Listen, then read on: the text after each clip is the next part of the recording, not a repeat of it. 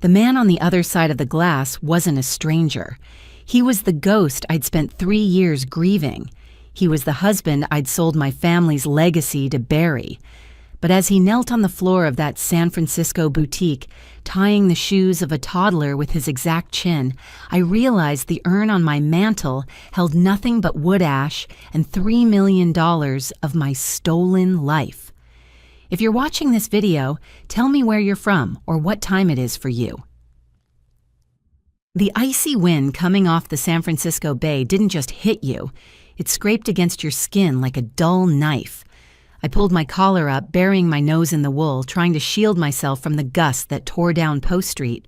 It was barely 5 in the evening, but the sky was already that bruised purple color of early winter, and the streetlights were flickering on, buzzing with that electric hum you only notice when you're exhausted.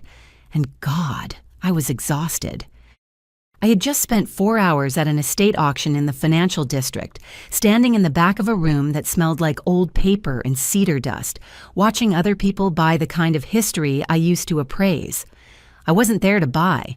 I was there to network, to hand out business cards with trembling fingers, hoping someone would hire me to appraise their grandmother's silver so I could pay the mortgage on a house that felt more like a mausoleum than a home. My feet hurt. Not the kind of hurt you get from a long walk, but the bone-deep ache of wearing shoes that were 2 years old and resolved half a dozen times because you couldn't justify spending $100 on a new pair. I stopped in front of a boutique window, mostly to get out of the wind for a second. It was one of those places that didn't put price tags on things because if you had to ask, you were in the wrong tax bracket. The display was minimalist. A single child's mannequin wearing a velvet coat that probably cost more than my car. I was about to turn away to head toward the BART station and the long, lonely ride to the airport when movement inside the shop caught my eye. The glass was thick, bulletproof probably, but the lighting inside was warm and golden, spilling out onto the cold pavement. Under a chandelier that looked like a cascading waterfall of diamonds, a man was kneeling on the parquet floor. He was in profile to me. He wore a camel hair coat that fit him perfectly across the shoulders, the kind of tailoring you don't get off the rack. He was laughing, his head thrown back slightly, a genuine open laugh that made the corners of his eyes crinkle. My breath hitched in my throat, a physical stumble of my heart that made me grab the cold metal frame of the window for support. He was putting a shoe on a little boy, a tiny leather loafer. The boy, maybe 3 years old, was wiggling his foot, giggling. The man said something, grabbed the boy's ankle with a playful firmness and tickled him. The gesture. That specific way he used his thumb to press the tongue of the shoe down while his fingers guided the heel. I knew that hand. I knew the scar on the knuckle of the index finger from a kitchen accident 5 years ago. I knew the way his hair curled just slightly over the collar of his coat. It was Silas, my dead husband, the man whose memorial service had cost me $20,000 I didn't have, the man whose tragic accident in the South Pacific had left me drowning in debt. He wasn't dead. He was shopping for Italian leather shoes in Union Square. My first instinct was to scream, to pound on the glass until it shattered, to rush in there and claw at his face just to see if he was real or a hallucination born of stress and sleep deprivation. But the scream died in my throat, choked off by a sudden freezing wave of nausea. "Keep a cool head, Sienna," I whispered to myself, my voice sounding foreign and jagged in the wind. "Observe, don't engage, appraise the piece." It was the mantra of my profession. When you see a fake, you don't yell at the seller. You look for the flaws. You look for the evidence. I stepped back into the shadows of a stone pillar, pressing my spine against the rough granite. My hands were shaking so bad I almost dropped my phone. I fumbled with the screen, my fingers numb from the cold, and managed to open the camera app. I hit record and zoomed in. On the screen, the image was shaky, but clear enough. Silas finished tying the shoe and stood up. He checked his watch. I zoomed in further. It wasn't just any watch. It was a Patek Philippe Nautilus. I knew that watch. I had priced one for a client 6 months ago.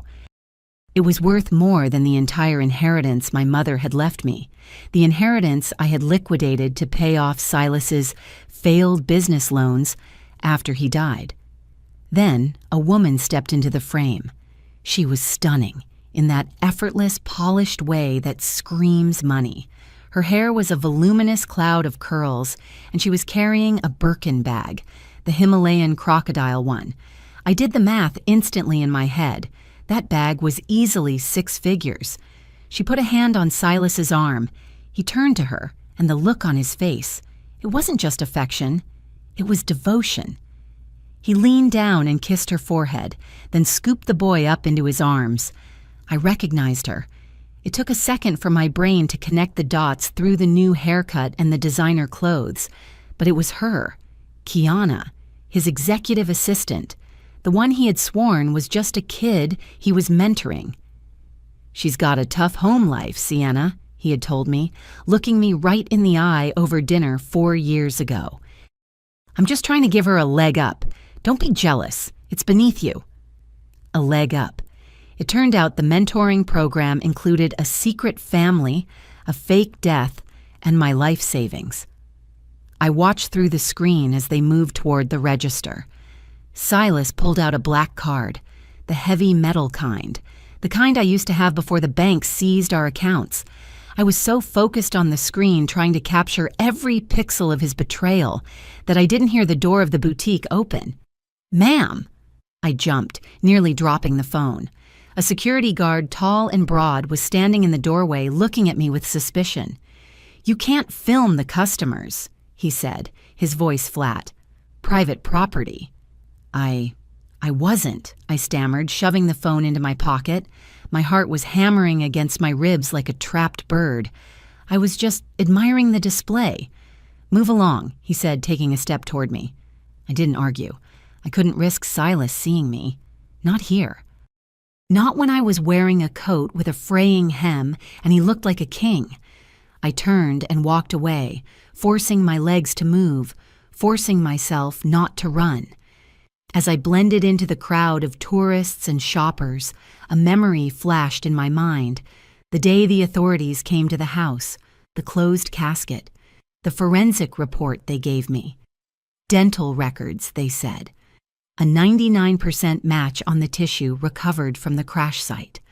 I remembered the dental chart attached to the report. I had barely looked at it through my tears. But now, walking fast down the hill, my brain dragged up a detail I had missed in my grief. The date on the dental records. It had been from a checkup just 2 months before the crash. A checkup done by his college roommate, a dentist in Chicago. A roommate who had bought a new boat 3 weeks after the funeral. I stopped in the middle of the sidewalk, people bumping into my shoulders, cursing at me. I didn't feel them. I only felt the cold, hard realization settling in my gut. It was never an accident. It was a heist. And I was the mark.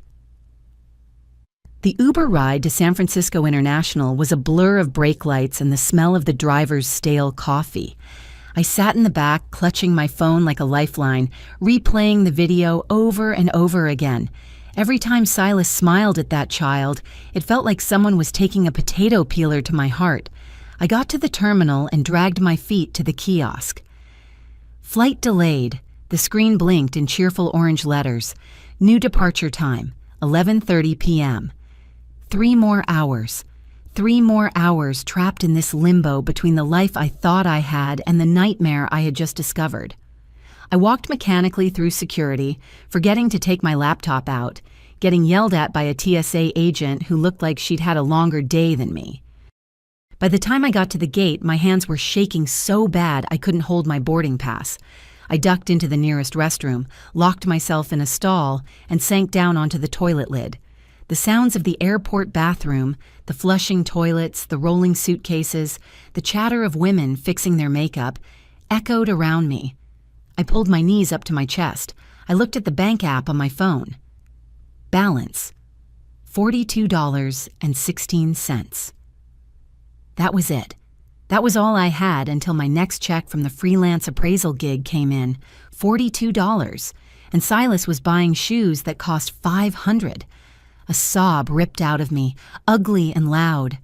I clamped my hand over my mouth, but the tears were coming fast and hot now. I couldn't stop them. The injustice of it was physically painful, like a cramp in my stomach. I thought about the last 3 years, the way I had sold my mother's jewelry, the way I had sold the brownstone my father had gifted me, the way I had nursed his parents, paying for their medical needs, listening to their wailing about their lost son. "Are you okay in there?" The voice came from the stall next to me, soft, tentative. I froze, wiping my face aggressively with the scratchy toilet paper. "I'm fine," I choked out, my voice thick. "You don't sound fine, honey," the woman said. "Do you need a tampon? Or an aspirin?" "I need a lawyer," I whispered, mostly to myself. "What was that?" I stood up, the anger suddenly overriding the grief. I unlocked the stall door and pushed it open. A woman was washing her hands at the sink, looking at me in the mirror with concern. "I said I'm fine," I snapped, harsher than I intended. "I just saw a ghost, that's all." The woman blinked, taking a step back, drying her hands on her jeans. "Okay, sorry, just asking." She hurried out. I stared at my reflection in the mirror. My eyes were red-rimmed, my skin pale and sallow. I looked 10 years older than 32. I looked like a victim. I turned on the tap and splashed cold water on my face. The water was freezing, shocking my system. "No more," I said to the reflection. "The grieving widow died in that stall." I grabbed a paper towel and scrubbed my face until it hurt. I wasn't going back to Chicago to cry. I was going back to collect. The flight was bumpy, turbulence shaking the plane for the entire 4 hours. I didn't sleep. I sat upright in seat 34B, sandwiched between a man who snored and a teenager listening to music so loud I could hear the bass line. My mind was racing, cataloging every lie, every discrepancy, every dollar. I landed in Chicago at 4 in the morning. By the time the taxi dropped me off in front of the manor in Potomac, the sun was just starting to bleed gray light over the horizon. The house loomed in the mist. It was a beautiful house, technically. A sprawling Georgian estate that had been in my family for 3 generations before I put Silas's name on the deed as a gesture of trust. Now the paint was peeling around the trim, and the garden was overgrown because I couldn't afford a landscaper. I unlocked the front door and stepped inside. The air in the foyer was colder than the air outside. I kept the thermostat set to 60 degrees to save on heating oil. "Is that you?" A voice shrilled from the living room. I took a deep breath, steeling myself. "Yes, Ophelia, it's me." I walked into the living room. Ophelia, my mother-in-law, was lying on the expensive leather sofa, one of the few pieces of furniture I hadn't sold yet because she threw a fit every time I tried. She was wrapped in a cashmere blanket, watching a cooking show. She didn't look up. "You're late. I told you Richard needed his medicine by 8 last night. We had to ration the pills." "The flight was delayed, Ophelia," I said, setting my suitcase down. My shoulders ached. "How is he?" "Dying as usual," she scoffed, finally turning to look at me. Her face was pinched, her eyes scanning me not with concern but with assessment. "Did you get the money from the San Francisco job?" "Not yet, they pay in 30 days. She let out a dramatic sigh, rolling her eyes toward the ceiling. 30 days? What are we supposed to eat for 30 days, Sienna? Air? I looked in the fridge this morning. It's pathetic. You bought the generic shrimp again. You know Richard can't digest those farm-raised things. He needs the wild-caught jumbo ones." The audacity hit me like a physical slap. Generic shrimp. She was complaining about shrimp while her son was eating in 5-star restaurants on the other side of the world. "I bought what we could afford," I said, my voice tight. "The wild-caught are $20 a pound." "So?" She sat up, the blanket falling away to reveal she was wearing a silk robe I had bought her for Christmas 2 years ago. "Your father left you a fortune. Stop acting like a pauper. It's undignified." "My father's fortune is gone, Ophelia," I said, staring at her. It went to pay your son's debts. Remember?" She waved her hand dismissively, the diamond ring on her finger catching the light of the TV. "Oh, don't start with that again. Silas was a visionary. He just had bad luck. If he were here, I interrupted, stepping closer. "What would he be doing, Ophelia? Buying you shrimp or buying himself a new watch?" She froze for a second, her eyes narrowing. "What is that supposed to mean?" From upstairs, a groan echoed down the hallway. It was Richard. "Ophelia!" he bellowed, his voice surprisingly strong for a dying man. "Where is my breakfast? I'm fainting from hunger up here." Ophelia glared at me. "Go see to your father-in-law and try to be more cheerful. You bring a dark cloud into this house." I looked at this woman, this leech who had lived in my house rent-free for 3 years, who criticized my cooking and spent my money while I worked myself to the bone. "I'll go check on him," I said, forcing a mask of obedience onto my face. "Right away." I spent the next hour playing nursemaid. I helped Richard sit up. He was heavy, dead weight, though I noticed his legs had plenty of muscle tone for someone who was supposedly paralyzed by grief-induced strokes. I fed him his oatmeal, listening to him grumble about the lumps. By the time I came back downstairs, the sun was fully up. I went into the kitchen to make myself a coffee, but the jar was empty. Of course. Ophelia walked in carrying a steaming mug. The smell hit me instantly. Pungent, earthy, with a sickeningly sweet undertone of licorice and rot. "Here," she said, her voice changing to that sugary, sweet tone that always set my teeth on edge. "I made your tonic." She set the mug on the counter in front of me. "You look terrible, Sienna. So pale. This will help you get your strength back. It's the family recipe. Very expensive roots." "Thanks, Ma," I said automatically. It was a script we had rehearsed 1,000 times. Every night, and sometimes in the mornings when I looked peaked, she would force this sludge on me. "Drink it while it's hot," she commanded, leaning against the counter, watching me. "Don't let it go to waste." I reached for the mug.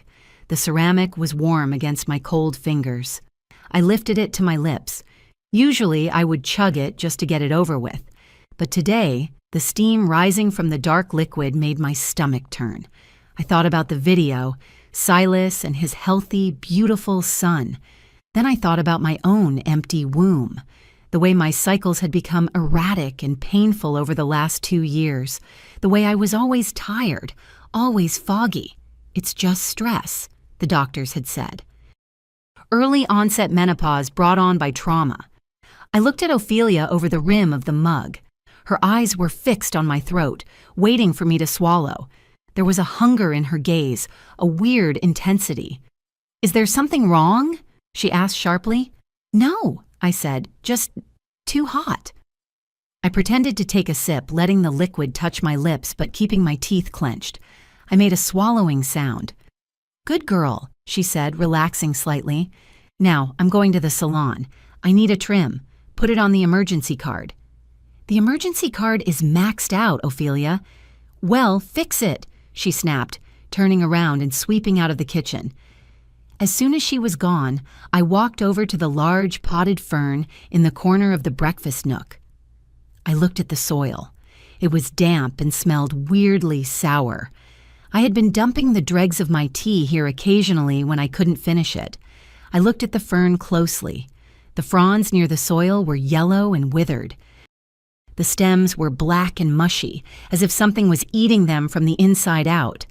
A chill went down my spine that had nothing to do with the drafty house. I didn't drink the tea. I poured the entire mug into a Tupperware container, sealed it tight, and shoved it deep into the back of the fridge, hidden behind a jar of pickles. Then I went to the sink and scrubbed my lips with dish soap until they were raw.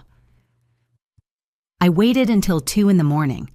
The house was silent save for the rhythmic snoring of Richard from the master suite downstairs, the suite I had given them because they couldn't climb stairs, or so they said.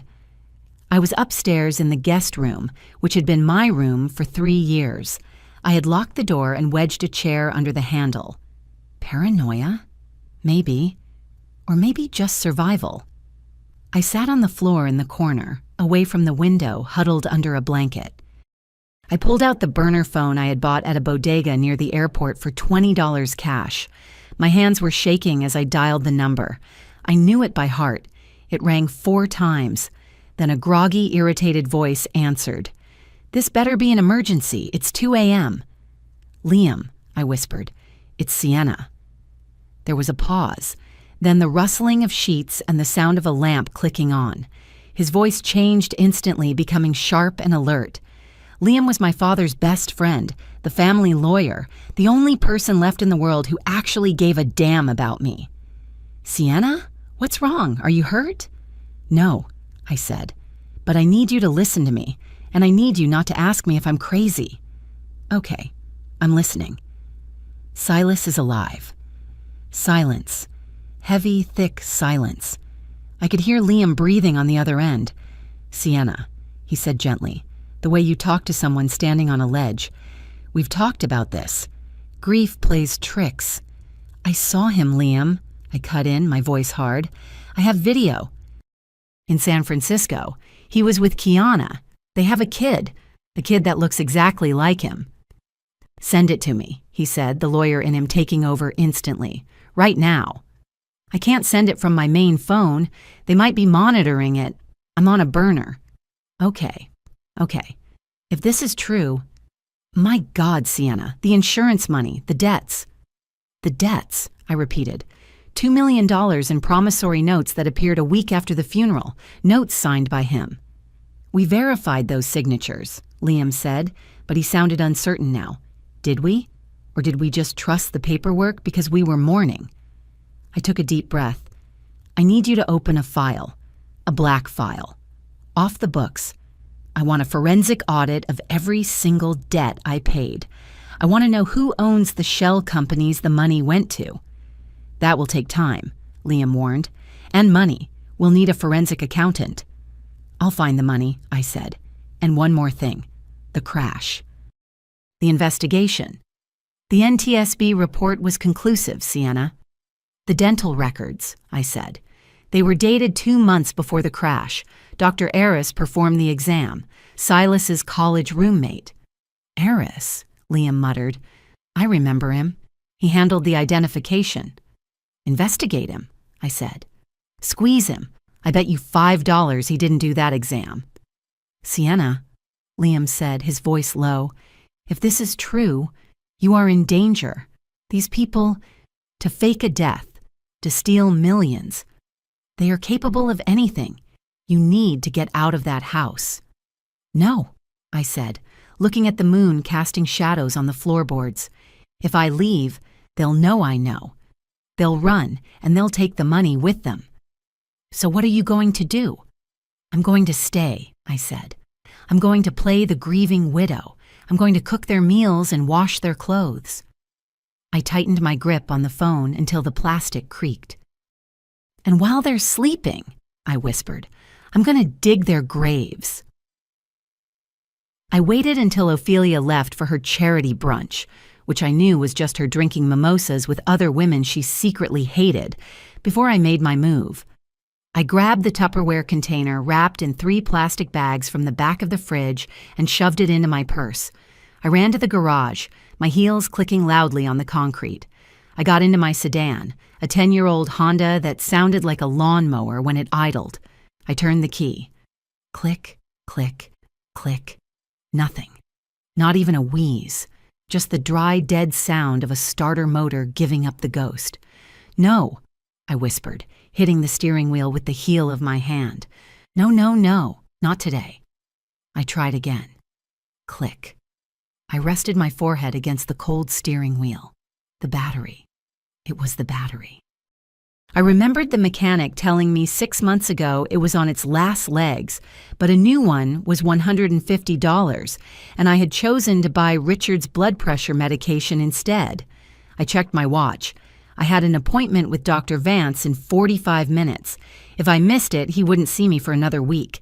He was doing this as a favor to my late father, squeezing me in between lectures. I pulled out my phone. My thumb hovered over the Uber app. Ride to University Hospital, $38. My bank balance, $42.16. If I took the ride, I would have $4 left, $4 to my name. If the return trip cost more, I would be stranded. I stared at the confirm button. The air in the garage was stagnant, smelling of oil and dust. I thought about the tea, the way Ophelia watched me drink it, the way my body had been failing me piece by piece for 3 years. I hit the button. 10 minutes later, I was in the back of a Toyota Camry that smelled aggressively of pine air freshener. The driver, a guy named Kevin with a neck tattoo, kept trying to make eye contact in the rearview mirror. "So, heading to the hospital, huh?" he asked, turning the radio down. "Everything okay?" "Just visiting," I said, clutching my purse to my chest. The Tupperware inside felt heavy, like a bomb. "I hate hospitals," Kevin continued, unbothered by my curt tone. "My aunt went in for a knee surgery last year, came out with a staph infection. Sue them," I said. "Sue them all." I looked out the window as the suburban sprawl of Potomac gave way to the gray concrete of the highway. "Sometimes suing isn't enough," I muttered. "Amen to that," Kevin laughed. "Sometimes you gotta take a tire iron to the problem." I looked at him then. He didn't know how right he was. Dr. Vance's lab was tucked away in the basement of the pharmacology building. It smelled of sulfur and burnt coffee. He was a small, nervous man who had played chess with my father every Tuesday for 20 years. He was currently holding a test tube of the dark sludge up to the light, swirling it gently. "You said you've been drinking this daily?" he asked, not looking at me. He walked over to a spectrometer, a machine that looked like a microwave from the 80s, and injected a sample. "Daily for 3 years," I said. I was sitting on a metal stool, my legs wrapped around the rungs to stop them from shaking. "She calls it a vitality tonic. Says it's an old family recipe." Vance watched the screen of the machine as lines spiked and dipped. He adjusted his glasses, squinting. Then he stopped. He went still. "Sienna," he said, his voice dropping an octave. "Come look at this." I hopped off the stool and walked over. The screen meant nothing to me. Just jagged green lines. "What is it?" "See this spike here?" He pointed to a high peak on the graph. "This indicates a high concentration of triptolide." "What is that?" "It's an active compound found in Tripterigium wilfordi, the thunder god vine."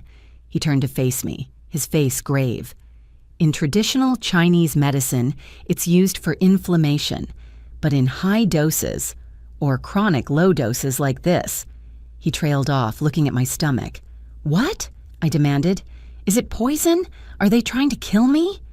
"Not kill you," Vance said slowly. "Sterilize you."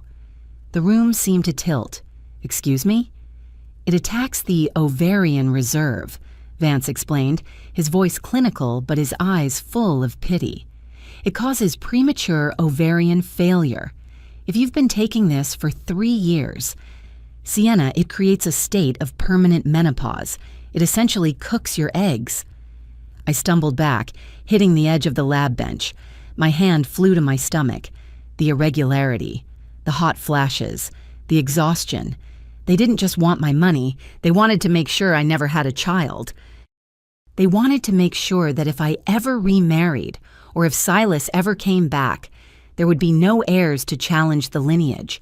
Or maybe they just wanted me to be a dry, empty vessel they could discard when I was used up. "Is it reversible?" I whispered. Vance hesitated. That hesitation broke my heart louder than any no could have. "You need to stop taking it immediately," he said. "We can run blood tests to see the extent of the damage, but 3 years, that's a long time." I grabbed the counter to keep from falling. I felt bile rising in my throat. "They spayed me," I said, the words tasting like copper. "Like a stray dog." Vance reached out a hand. "I can report this. This is assault. Poisoning." "No," I said, straightening up. The nausea was receding, replaced by a cold, hard knot of fury. If we report it, they'll say I brewed it myself, or Ophelia will play the senile old woman who didn't know it was harmful. I have no proof of intent. I grabbed my purse. I don't want a report, doctor. I want a copy of that analysis, and I want you to keep the sample. What are you going to do? I'm going to find the antidote, I lied, and then I'm going to serve it to them. My phone buzzed as I walked out of the hospital. It was Liam. Come to the office now, I found the money trail. I didn't have money for another Uber. I had to walk 4 miles to the downtown train station, my heels blistering my feet, the wind whipping my hair into a frenzy. I jumped the turnstile when the station agent wasn't looking, my first actual crime, and rode the train to the financial district. Liam's office was on the 42nd floor. It was all glass and mahogany, a stark contrast to the grime of the subway. Liam looked tired. He had files spread out all over his conference table. Sit down, he said, not bothering with pleasantries. He pushed a stack of papers toward me. It's worse than we thought. I sat, picking up the top document. It was a deed transfer. The debts, Liam said, pointing to a highlighted section. The $2 million in promissory notes Silas supposedly left behind, they were real notes signed by him. But look who holds the debt. I squinted at the fine print. Acheron Holdings, LLC. A shell company, Liam said, registered in Nevis. I pulled a favor with a buddy at the IRS to trace the ownership structure. It loops through 3 different tax havens, but it eventually lands in a trust. Who controls the trust? The Marcellus Trust, Liam said. Beneficiaries, Silas Garcia and... He paused. Ophelia Garcia. I dropped the paper. He borrowed money from himself? Exactly, Liam said, slamming his hand on the table. He signed promissory notes to his own shell company. When he died, the company came calling to collect from the estate. You sold your assets to pay the debt. The money went to Acheron, which funneled it right back to Silas and his mother. So I paid him, I said, my voice trembling. I paid him to leave me. And the life insurance, Liam continued, looking sick. $5 million. You signed off on the payout going to the Family Preservation Trust 3 days after the funeral. I did? I blinked. I don't remember that. You were heavily sedated, Liam reminded me. Ophelia's doctor prescribed you Valium. You were barely lucid. I was there, Sienna. You insisted on signing. You said, Mom needs it to save the house. I tried to stop you. The tea, I realized aloud. She was drugging me then, too. It's ironclad, Liam said, rubbing his temples. Legally, you signed it. The debts look real. Proving fraud would take years of litigation in international courts. They have the money to stall us until you starve. So we can't sue them? We can, Liam said. But while we're in court, Silas disappears again. He moves the money to a new haven. We get a judgment, but we never see a dime. I stood up and walked to the window. Chicago looked like a toy city from up here. Tiny cars. Tiny people. I don't want a judgment, Liam, I said, watching a seagull struggle against the wind. I want to destroy him. He thinks he's a genius. He thinks he's untouchable because he knows the law. Sienna, be careful. He loves antiques, I said, turning back to Liam. He's obsessed with them. He always wanted to be my father, you know? He wanted the prestige of the collection. That's why he married me. Where are you going with this? He's a gambler, I said. And gamblers always think they can spot the bluff. I looked at the files on the table.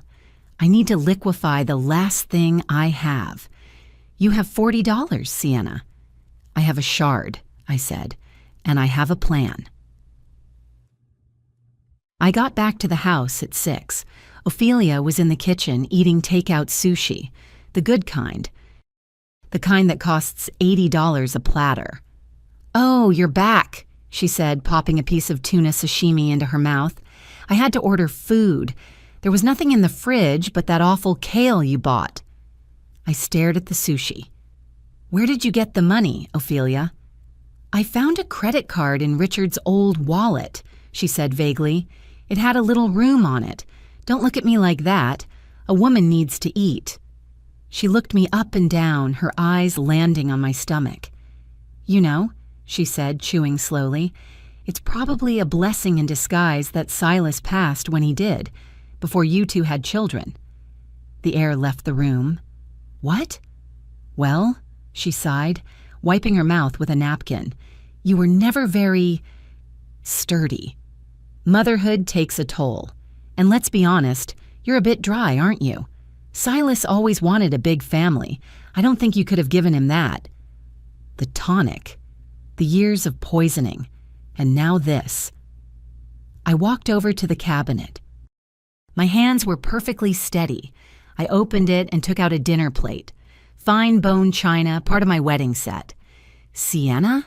Ophelia asked, her chopstick pausing mid-air. I turned to her. I didn't scream. I didn't cry. I simply raised the plate and smashed it onto the granite countertop. Crack. The sound was sharp, violent. Shards of porcelain exploded outward, skittering across the floor. Ophelia jumped, dropping her sushi. "Have you lost your mind?" I picked up another plate. Smash. "Sienna, stop it!" "I'm just cleaning up," I said, my voice dead calm. "This pattern is old. I'm tired of it." I picked up a third plate. Ophelia scrambled off her stool, clutching her robe. "You're crazy. I'm calling the police." "Go ahead," I said, looking her dead in the eye. "Tell them I'm breaking my own plates in my own house. Tell them about the card you found. Tell them about the tea, Ophelia." She froze. Her eyes darted to my face, searching for something. Fear flickered there. "I don't know what you're talking about," she hissed, backing out of the kitchen. "You need help." She turned and fled toward the master bedroom. I stood alone in the kitchen, surrounded by broken china. I looked at the shards. They were sharp, dangerous. "Legal justice takes too long," I whispered to the empty room. "I'm going to bankrupt you. I'm going to make you buy your own destruction." I went upstairs to my closet. I reached up to the highest shelf and pulled down an old shoebox taped shut with duct tape. Inside, wrapped in velvet, was a single jagged piece of ceramic. It was no bigger than my palm. It was white, with a delicate painting of a rooster and a hen on it, a shard of a Changhua chicken cup, my father's most prized possession, which had broken in the '98 earthquake. He had saved the largest piece, saying it was still the soul of the cup. "Sorry, Dad," I whispered, tracing the painted feathers. "I have to finish breaking it." The next morning, I drove to the outskirts of the city, to a dilapidated warehouse district that smelled of wet cardboard and rust. My car battery had miraculously held a charge overnight. I knocked on a metal door painted a peeling green. A sliding peephole opened. A pair of watery blue eyes stared out. "We're closed," a gravelly voice said. "Marcus," I said. "It's Sienna, Arthur's daughter." The eyes widened. The locks tumbled, 3 of them, and the door groaned open. Marcus stood there, wiping clay-stained hands on a dirty apron. He was 70 if he was a day, with wild white hair and a back permanently hunched from leaning over pottery wheels. He was the best restorer in the country, maybe the world, and he hated everyone. "Sienna," he grunted, stepping back to let me in. "Haven't seen you since the funeral. You look like hell." "Good to see you too, Marcus." I walked into his workshop. It was a chaotic mess of shelves, kiln bricks, and half-finished vases, but the air smelled of wet earth and turpentine, a smell that reminded me of my childhood. "What do you want?" Marcus asked, limping over to a kettle on a hot plate. "I don't lend money, and I don't appraise anymore. Too many fakes, too many idiots." "I don't want money," I said. "I want a commission. I'm retired." "I want you to build me a bowl," I said, "a Changhua chicken cup, but not a cup, a larger bowl, in the same style." Marcus snorted, pouring hot water into a chipped mug. "Buy a reproduction on eBay, $20. "I don't want a reproduction," I said. "I want a forgery, a perfect one that can fool a spectrometer, one that can pass carbon-14 dating. Marcus stopped stirring his coffee. He turned slowly to face me. The air in the shop changed. It got heavier. "Get out," he said quietly. "Marcus, please." "I said get out!" He slammed the spoon down. "Your father was a man of honor. I am a man of art. I fix broken things. I don't make lies. Get out before I throw you out." I didn't move. "They killed him, Marcus." Marcus paused. "What?" "Silas," I said. "He didn't die in a crash. He faked it. He stole everything. My father's legacy, the house, the collection, and—" I swallowed hard. "He poisoned me so I couldn't have children." Marcus stared at me, his mouth slightly open. He looked at my hands, clenched into fists at my sides. He looked at the hollows under my eyes. "Silas?" he muttered. "That slick suit?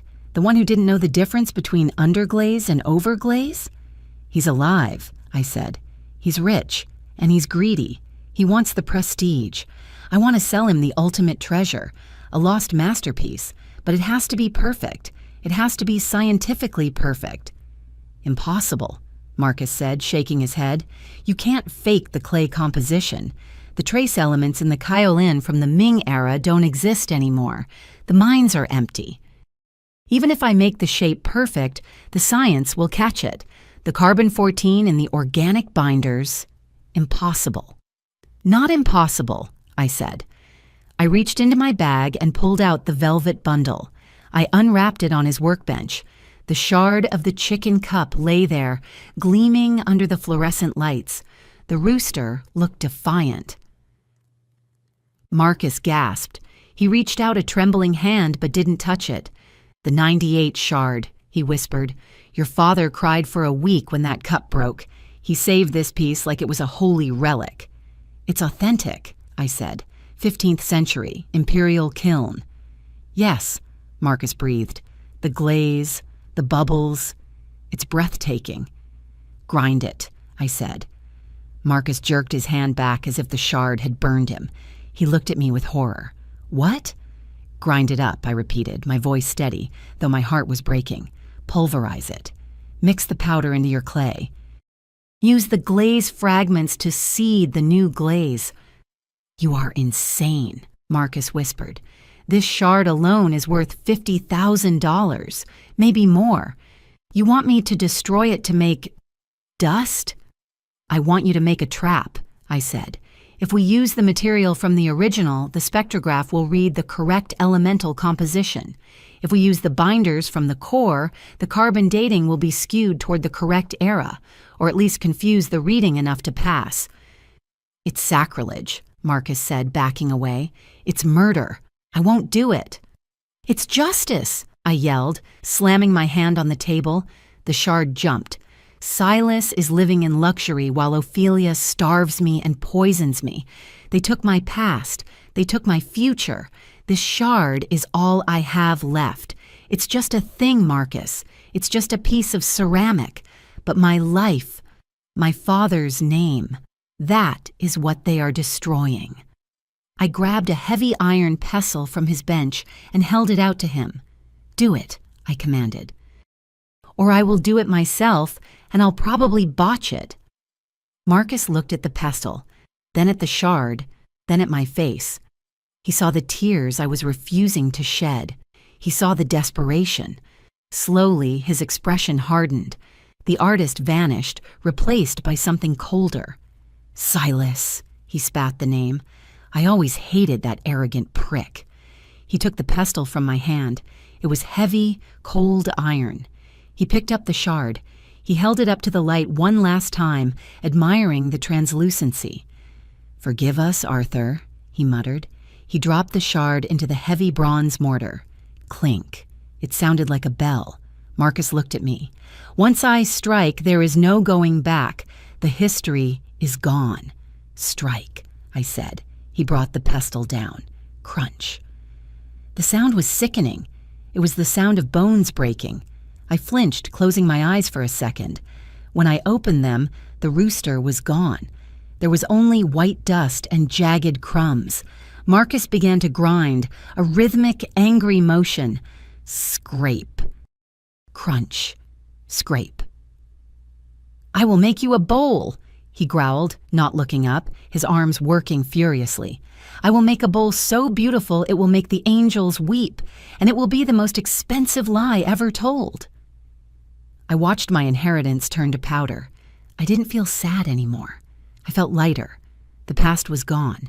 Now I only had the weapon. The dining room was cold. I had turned the thermostat down to 55 degrees, claiming the heating oil was gone. Ophelia sat at the head of the long mahogany table, wrapped in her cashmere blanket like a caterpillar in a cocoon. Richard was upstairs. I had taken him a tray earlier. I walked in from the kitchen carrying the serving platter. I set it down with a heavy thud. Ophelia leaned forward, her eyes hungry. "Finally! What did you make? A roast? I smell something." I lifted the lid. Inside sat a mound of canned kidney beans, heated up but unseasoned, and a stack of slightly burnt toast. Ophelia stared at the food. Her face went through a complex series of contortions, confusion, disbelief, and finally, pure, unadulterated rage.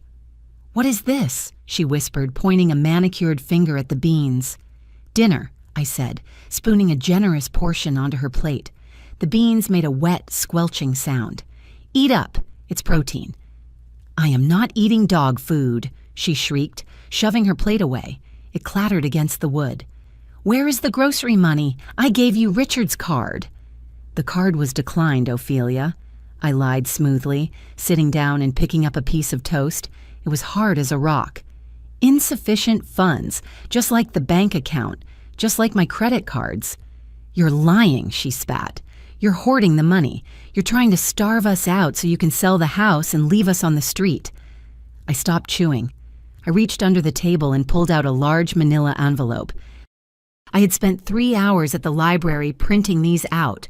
Fake foreclosure notices, fake utility shut-off warnings, fake collections letters. I tossed the stack onto the table. It slid across the polished wood and spilled over the edge near her hand. "Read them," I said, my voice flat. "The bank is foreclosing in 60 days.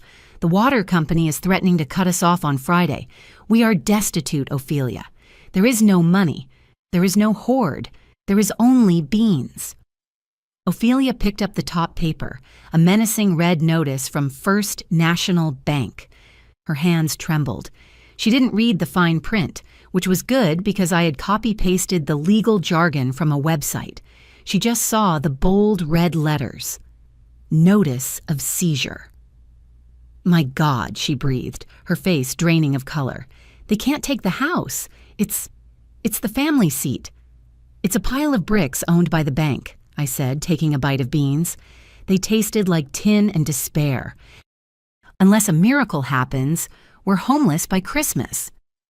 Ophelia looked at the beans, then at the papers, then at me. Her eyes narrowed. The fear was replaced by a familiar cunning. "A miracle," she muttered.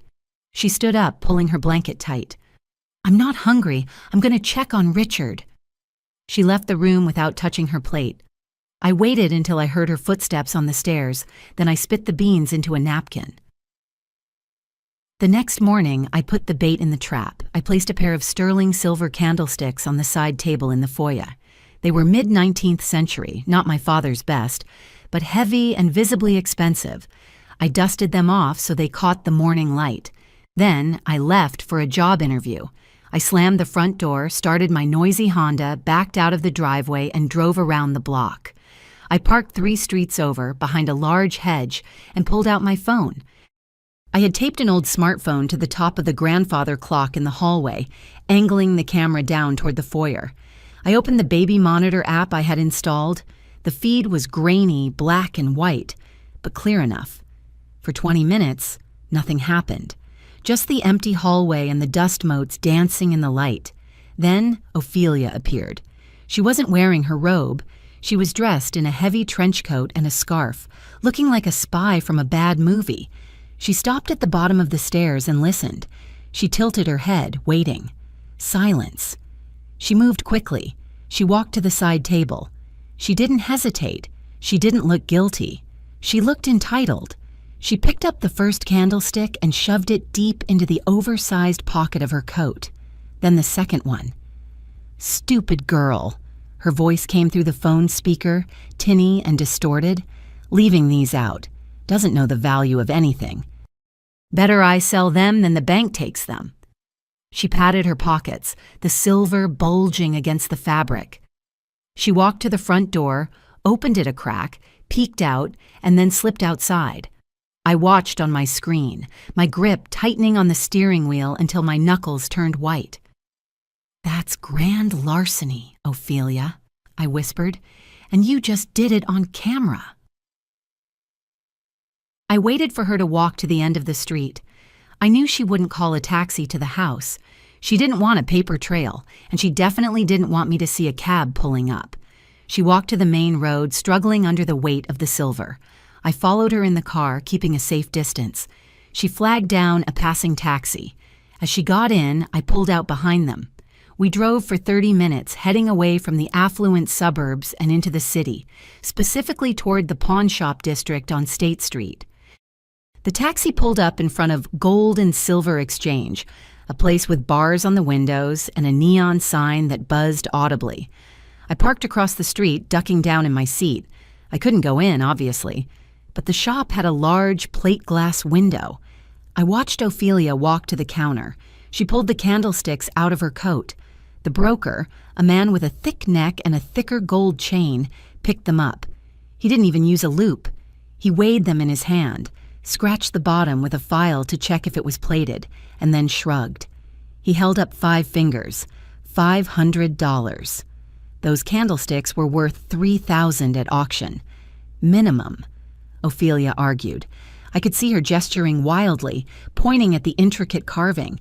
The man just shook his head and pushed the candlesticks back toward her. "Take it or leave it." Ophelia hesitated. She looked at the door, as if checking if I was going to burst in and stop her. Then she slumped. She nodded. The man counted out 5 crisp $100 bills. Ophelia snatched them, shoved them into her bra, and turned to leave. She looked triumphant. She had $500. She felt rich. I watched her walk out, hailing another cab, probably heading to a gourmet market to buy her wild-caught shrimp. She had just sold a piece of my heritage for grocery money, convinced she was the smart one, convinced she was saving the family. I put the car in gear. I had the video. I had the location. Now I just needed the big fish. I spent the next 2 days in my bedroom, which I had converted into a command center. I had dragged a mini fridge in so I didn't have to go downstairs and face them. I told Ophelia I had a contagious flu and needed to quarantine. She was happy to avoid me. I sat at my laptop, the screen glowing in the dim room. I created a new email account, guardian.estate.private proton mail, com. I needed a persona. I couldn't be Sienna, the desperate widow. I had to be the guardian, an intermediary for an old reclusive European family. I drafted the email to Adrian, the art dealer I knew Silas tracked religiously. Adrian was a gossip. If you told him a secret, it was in Hong Kong by morning. Subject: Query regarding Changhua provenance. Dear Mr. Sterling, I represent a private estate currently liquidating assets in the wake of a generational transfer. Among the items is a specific porcelain vessel, a large bowl with the chicken motif, Changhua mark and period. The family is discreet. They are not interested in public auction. They seek a buyer with the heritage and the liquidity to appreciate such a piece immediately. I recall your firm handles such clients. Attached are preliminary spectroscopic readings, images available upon vetting. Regards, The Guardian. I attached the fake report I had mocked up using the data Marcus and I had discussed. It looked boring and scientific. Perfect. I hit send. Then I waited. The silence in the room was heavy. My laptop battery warning flashed. 10% remaining. The charger cord was frayed, the wires exposed near the plug. I had to jiggle it, holding it at a specific 45-degree angle with a stack of books to get the charging light to flicker on. "Come on," I whispered to the machine. "Stay alive." It took 12 hours. I was sitting on the floor eating a stale granola bar I had found in my winter coat pocket when the notification chimed. New message from Adrian Sterling. My heart hammered against my ribs. I opened it. Dear Guardian, your description is intriguing, though frankly hard to believe. A full Chunghwa bowl? These things don't just pop up in attics. However, I have a client, let's call him Mr. Gold, who is aggressively seeking Ming porcelain. He has the liquidity you require. He asks the following. 1. Provenance history. Gaps are acceptable if the price reflects it. 2. Does the glaze exhibit the characteristic teardrops on the foot rim? 3. High-res images. If this is real, he will fly anywhere. Adrian. I stared at the screen. Mr. Gold. Silas. It had to be. He was the only one arrogant enough to use a pseudonym that tacky. And the question about the teardrops. That was the tell.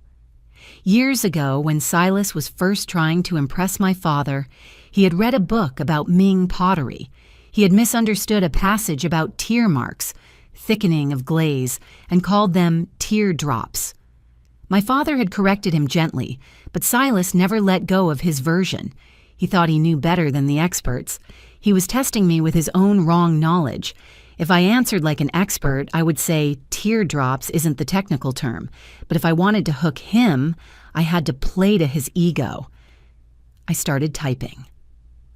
Dear Adrian, the piece has been in a vault in Zurich since 1948.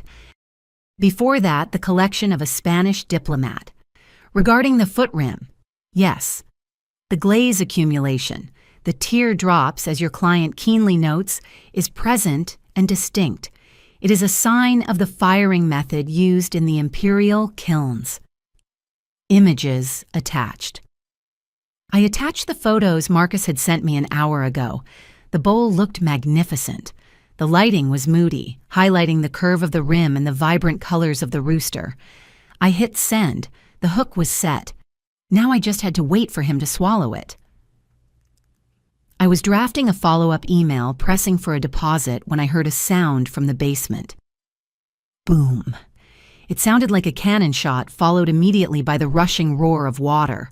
No, I gasped, jumping up. Not now. I ran out of the room and down the stairs. Ophelia was screaming from the living room. What was that? Are we under attack? I ignored her and threw open the basement door. A cloud of steam billowed out, hot and wet. I ran down the wooden steps, splashing into 3 inches of freezing water. The water heater. The bottom had rusted out. It was spraying a geyser of water straight across the room, soaking the boxes of my father's old books I hadn't been able to bring upstairs yet. The books! I screamed. I waded through the water, the icy cold soaking my socks and jeans instantly. I grabbed the first box. Sodden, ruined. The leather covers were slimy, the pages swelling. I dragged the box to the stairs, sobbing dry, angry tears. I went back for the next one. The water was rising fast. I needed to shut off the main valve. I scrambled over the washing machine to get to the pipe in the corner. The valve was old, rusted shut. I grabbed it with both hands and pulled. It wouldn't budge. Turn! Damn you, turn! I put all my weight into it. The metal bit into my palms. I slipped on the wet floor, smashing my knee against the concrete, but I didn't let go. I screamed with effort, a primal sound of frustration that had nothing to do with plumbing and everything to do with my life falling apart. Creak. The valve groaned and turned. The geyser sputtered and slowed to a drip. I collapsed against the washing machine, breathing hard, shivering violently. My knee was throbbing. My pants were ruined. My father's books were a pulp of wet paper. Upstairs, I heard Ophelia's voice. Sienna, there is no hot water. How am I supposed to wash my face? I closed my eyes, listening to the water dripping onto the concrete. Drip, drip, drip. My phone, which I had shoved into my bra to keep dry, buzzed against my skin. I pulled it out with trembling, wet hands. A new email from Adrian. Mr. Gold is impressed by the teardrops. He wants to move forward. He asks for a carbon-14 test on a sample. If it passes, he offers $5 million. $5 million. I looked at the ruined books floating in the dark water. I looked at the rusted heater that would cost $2,000 to replace. Money I didn't have. I typed a reply with my thumb, standing in the dark, cold basement. Agreed. But the testing must be done at a lab of my choosing, to protect the anonymity of the estate. I hit send, then I put my head in my hands and let myself cry for exactly 60 seconds. I spent the next morning stripping the gold band off my left ring finger. It had been stuck there for 5 years, a circle of metal that felt more like a shackle than jewelry. I had to use dish soap and cold water to work it over the knuckle, my skin raw and red by the time it clattered into the sink. I stared at it. It was engraved, Forever. S and S. Forever ended 3 years ago, I muttered. I wrapped the ring in a tissue and shoved it into my pocket along with the small vial of white dust Marcus had given me, the sacrificial sample from the real Ming shard. I drove to the university on fumes. The gaslight had been on since Tuesday. Every time the car idled, I prayed. Dr. Bennett's office was in the history department, a room that smelled of pipe tobacco and old vellum. He was the head of the authentication department, a man who trusted atoms more than art dealers.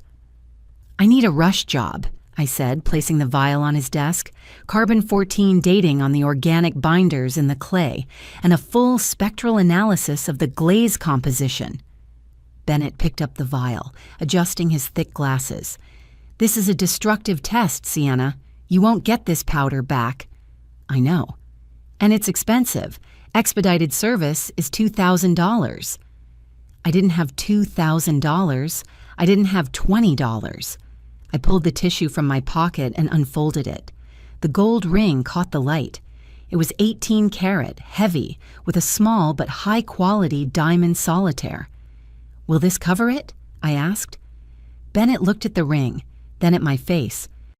He saw the bare strip of pale skin on my finger.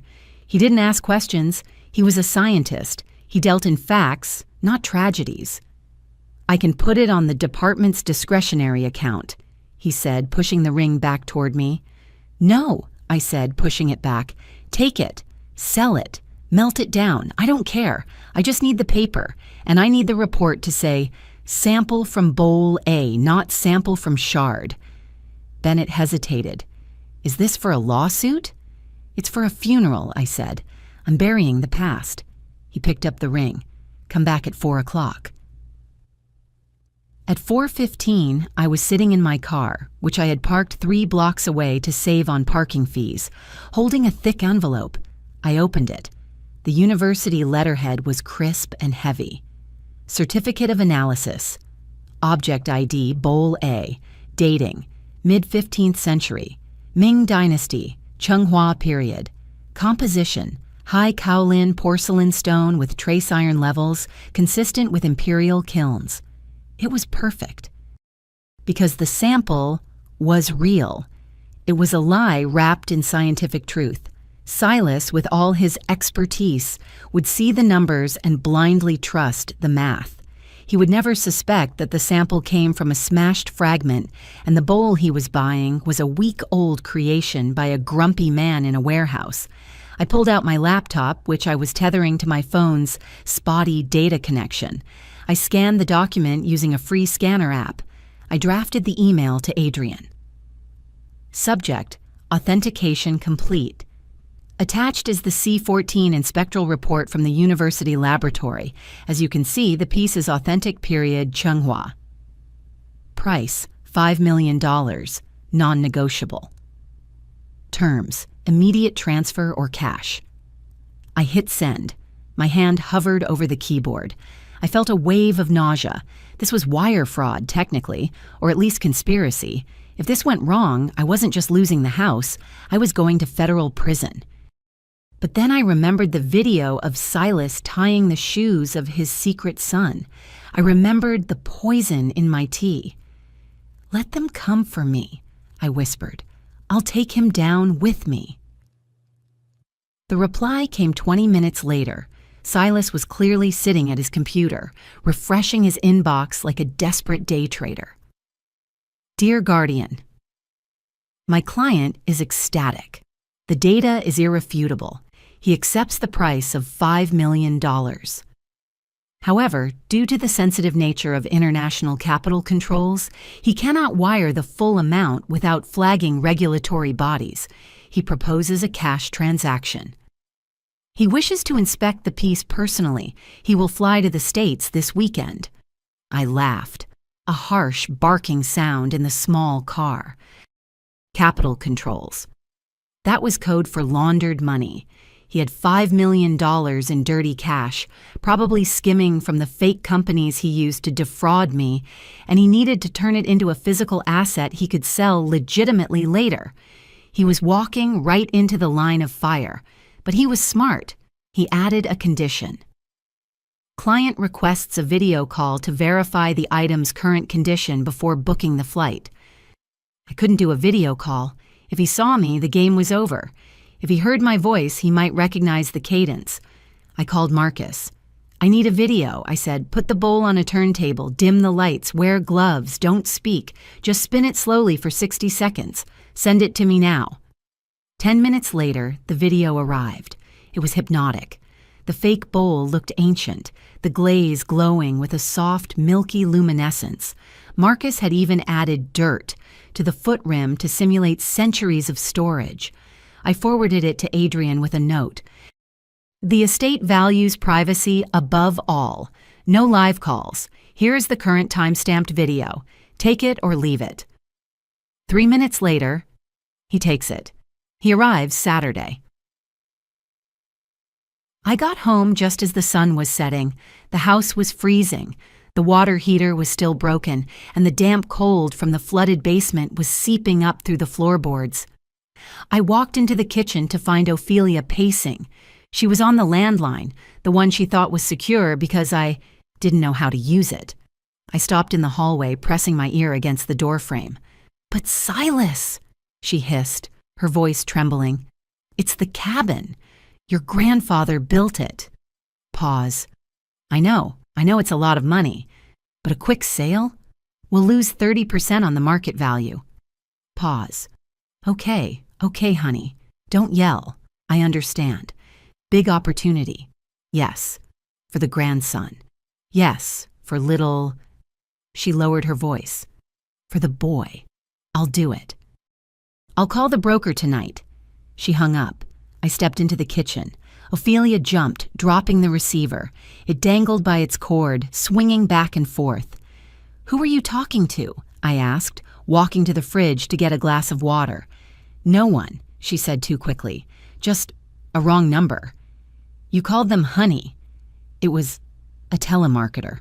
I was being polite. You should try it sometime." She smoothed her hair, her hands shaking. "I'm going out for a bit. To church. I need to pray for Richard." "At 7 on a Thursday?" "Evening vespers," she lied, grabbing her purse. "Don't wait up." I moved to block the doorway. The door scene. "You're not going to church, Ophelia," I said. "You're going to a notary or a real estate agent." Her face went pale. "Excuse me? I am a free woman. Get out of my way." "We have no hot water," I said, not moving. "The basement is flooded, and you're running out to sell something else? What is it this time?" "The silver was worth $500. What's next? The copper wiring from the walls?" "I didn't sell the silver," she shouted, her Darvo instinct kicking in instantly. "You probably misplaced it. You're always losing things, just like you lost my son's money." "I paid his debts." "You squandered his legacy," she screamed, spit flying from her mouth. She pushed past me, hitting my shoulder hard with her heavy purse. "I am going to save this family, since you are incapable of doing anything but complaining." She slammed the back door so hard the glass pane rattled. I watched her go. She was going to sell the cabin, the one place Richard actually loved. She was liquidating their last safety net to fund Silas's purchase of a fake bowl. "Go ahead," I whispered. "Sell it all. Make the pot bigger." Friday morning. The day before the meet. I needed bleach. I needed to clean the foyer where the transaction would happen. It had to look pristine, like a high-end private sale, not a foreclosure squatter camp. I drove to the grocery store. I put a gallon of bleach and a roll of paper towels on the belt. $11.50, the cashier said. She was chewing gum, popping bubbles loudly. I swiped my debit card. Beep. Declined. I frowned. "Try it again. I have $38. Beep. Declined. "Insufficient funds, hon," the cashier said, loud enough for the guy behind me to sigh impatiently. I pulled up my banking app. Balance, -$400. Transaction, overdraft transfer to O. Garcia, $438.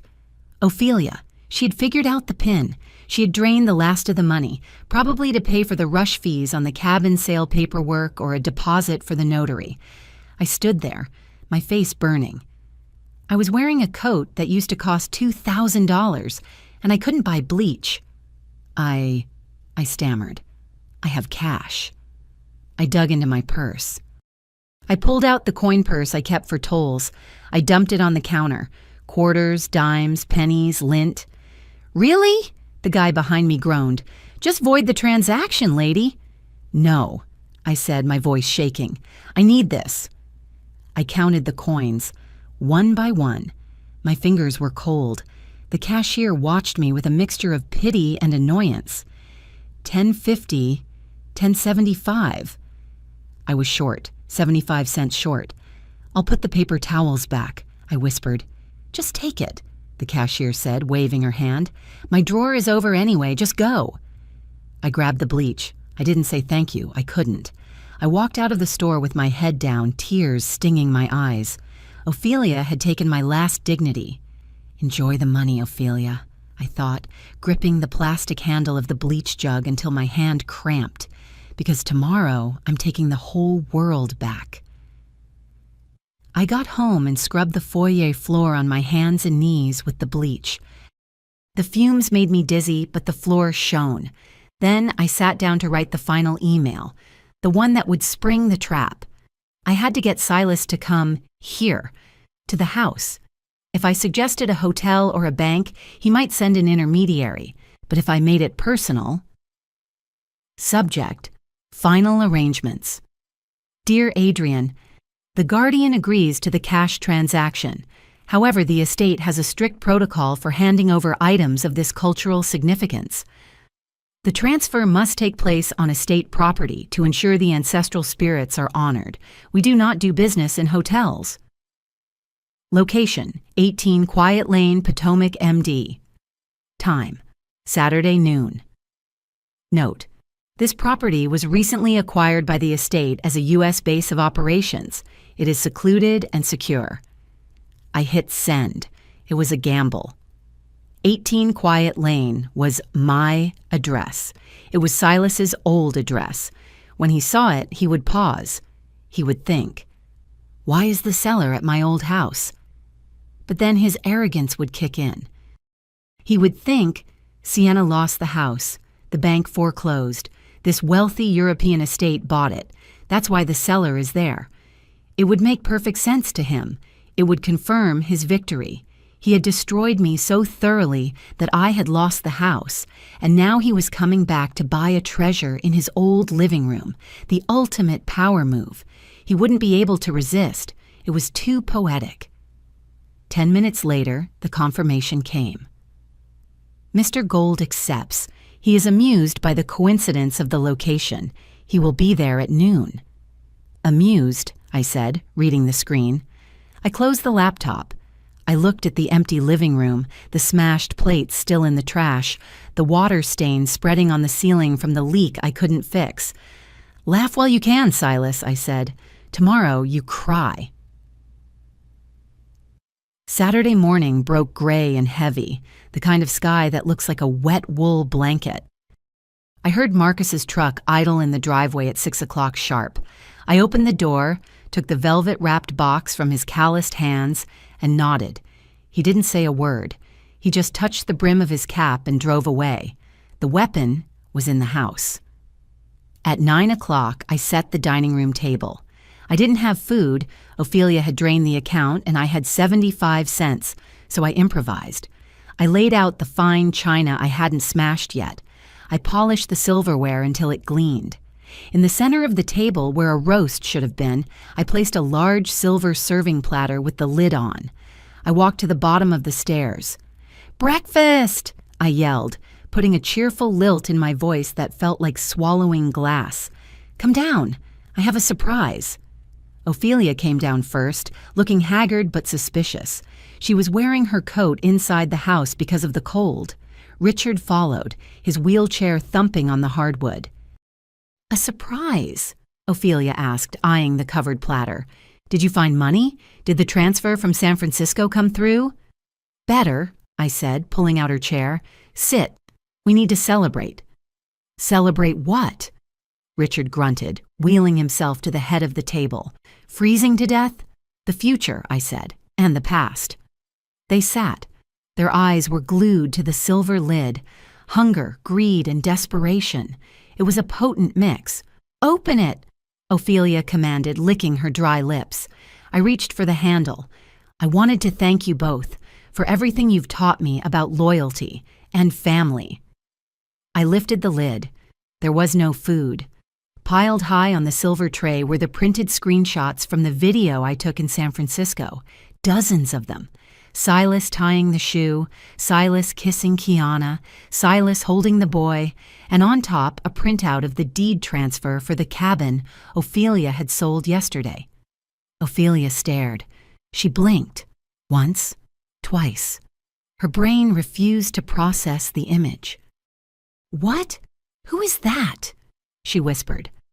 "That's your son," I said, leaning against the sideboard, "buying $500 shoes for his other son, with the money I sent you for Richard's medicine." Ophelia picked up a photo. Her hand shook so violently the paper rattled like a leaf in a storm. "No," she said. "Silas is dead. This is a look-alike, a trick." "It's him, Ophelia," I said coldly. "And you know it. Look at the ear. Look at the scar on his hand." She looked. Her face crumbled. The denial vanished, replaced by a horrifying realization. "He's alive," she gasped. "He's alive, and he didn't tell me?" She didn't care that he tricked me. She cared that he left her out of the loop. "He's doing quite well," I said. "Switzerland, private jets. While you're here selling the ancestral cabin to a pawnbroker to send money to a business deal that is actually just him laundering cash." Richard let out a low moan, clutching his chest. My cabin. Ophelia stood up, knocking her chair over. "He needed the money. He's in trouble. He told me he would pay us back double." "He lied," I said. "He's not in trouble. He's coming here today, at noon, to buy a bull for $5 million. Ophelia's eyes widened. $5 million? He has $5 million. "Yes," I said, "and you won't see a penny of it." I walked to the front door and threw it open. The cold wind rushed in. "Get out!" Ophelia froze. "What? Get out of my house, now!" "You can't kick us out," she shrieked, finding her voice. "This is family property. My son bought this house. And he put it in my name to hide it from creditors 5 years ago," I reminded her. "It's my house, and you are trespassing." "But we have nowhere to go," she wailed, tears streaming down her face, tears of self-pity, not remorse. "I sold the cabin. We have no money."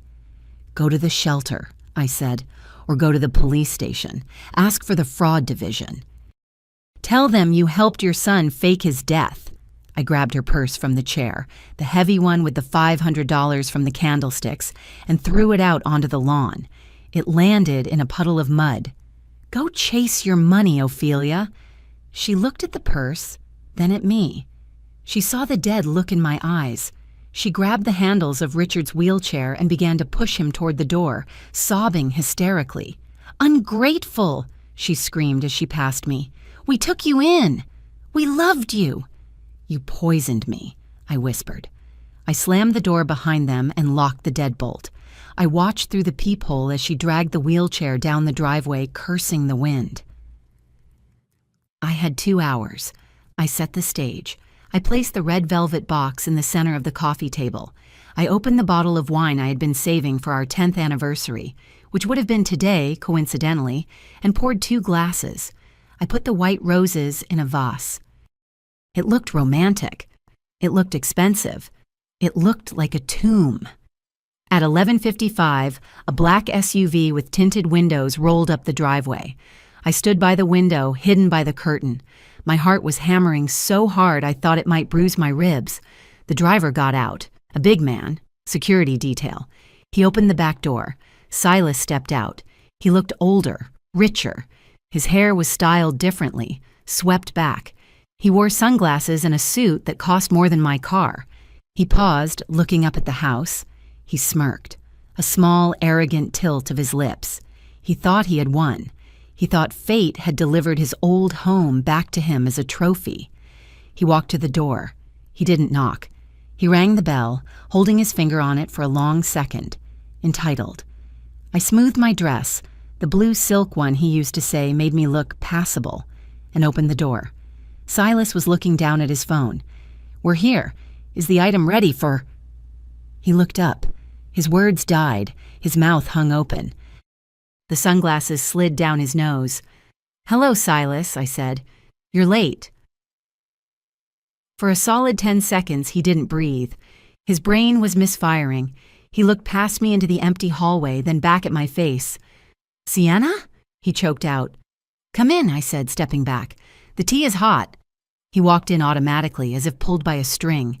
His security guard started to follow. "Private transaction," I said to the guard. "Wait in the car." Silas nodded jerkily at the man. "Wait, it's family." The door closed. The silence was absolute. Silas walked into the living room. He saw the wine. He saw the box. He turned to me, and the shock began to morph into anger. "What is this?" he demanded, his voice gaining strength. "Where is the Guardian? Is this a joke? Did you hack my email?" "I am the Guardian," I said, sitting in the wingback chair. "I'm also the appraiser and the widow." He stared at me, his eyes darting around the room, assessing the threat. You don't have a Chunghwa bowl. You sold the silver for groceries last month. I saw the report." "You've been watching me?" "I have eyes everywhere," he sneered, regaining his composure. He smoothed his lapel. "So, this is a shakedown. You found out I was alive and you lured me here to, what? Blackmail me?" "I don't want your money, Silas." "Everyone wants money," he laughed, harsh and barking. "Don't be naive. Look at you. You're thin. You're pale. You're living in a freezer. I bet you're hungry right now." He reached into his jacket pocket and pulled out a money clip.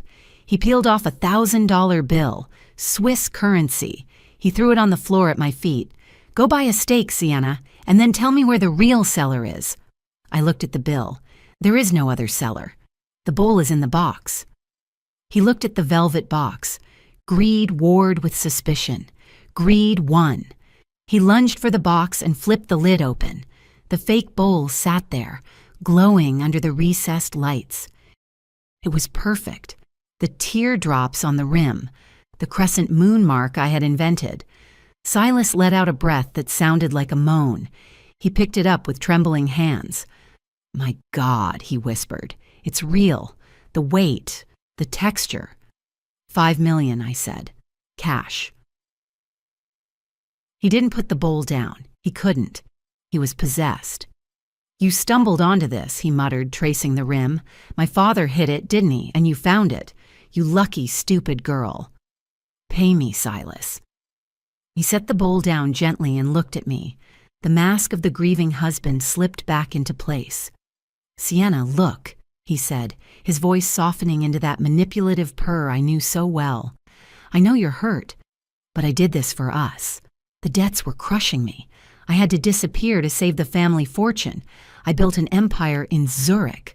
For us. For us? I asked. And Kiana? And the boy? He flinched. She was a tool, a cover. It means nothing. You have a son, Silas. I can have more sons, he shouted, stepping toward me. With you, we can start over. I have the money now. We can go to Switzerland. We can fix whatever is wrong with you. There is nothing wrong with me, I said, standing up, except that I drank your poison for 3 years. He stopped. His eyes went cold. You know. I know everything. He sighed, shaking his head. Then you leave me no choice. I'm taking the bowl, and I'm walking out that door. If you try to stop me, my guard outside will handle it. You get nothing. He reached for the bowl. I wouldn't touch that, I said. The police are already here. Bluff, he spat. I saw the driveway. It's empty. Interpol doesn't park in the driveway, I said, and neither does the FBI. I picked up my phone and pressed a button. The baby monitor feed from the kitchen appeared. It showed the back door being breached by 6 agents in tactical gear. I sent them the file, Silas, I said calmly. The shell companies, the insurance fraud, the theft of the Ming chicken cup you sold in Macau. The buyer rolled on you yesterday. He didn't like buying stolen goods. Silas froze. His face went gray. You snitch, he hissed. From the kitchen, the crash of boots on hardwood echoed. Federal agents, don't move. The room swarmed with black uniforms. Langston walked in behind them, looking grim. Silas Garcia, an agent shouted, leveling a weapon. Hands in the air. Silas looked at the agents, then at the window, then at the bowl. He grabbed the bowl, clutching it to his chest like a shield. It's mine, he screamed, his voice cracking. I bought it. I have the certificate. It's worth $5 million. It's evidence, the agent barked. Put it down. No, it's my leverage. I can make a deal. He looked at me wild-eyed. Sienna, tell them. Tell them it's a family heirloom. I walked toward him. The agents tensed, but Langston held up a hand. It's not an heirloom, Silas, I said softly. I reached out. He thought I was going to take it gently. He loosened his grip slightly. I slapped the bowl out of his hands. It hit the hardwood floor. Crash. It didn't break into clean shards like high-fired porcelain. It crumbled. The low-fire clay Marcus had used for the core disintegrated into powder and chunky white dust. Silas stared at the pile of rubble. It crumbled, he whispered. Why did it crumble? Because it's fake, I said, stepping on a piece of the glaze. It crunched under my heel. It's dust held together with glue and greed, just like you. But the carbon dating, he stammered, tears forming in his eyes. I used a shard of the real cup, I said, the one you broke my family to find. I destroyed the last piece of my father's legacy to catch you. He looked up at me. He looked small, broken. You're crazy, he whispered. I'm free, I said. The agents grabbed him. They slammed him against the wall, cuffing his hands behind his back. As they dragged him out, he didn't look at me. He kept looking back at the pile of white dust on the floor, weeping for the money he had lost, not the wife he had destroyed. I stood in the silent room. I picked up the wine glass. I took a sip. It was sour. It had turned to vinegar years ago. I poured it onto the floor, over the dust. Clean up on aisle 4, I said to the empty room.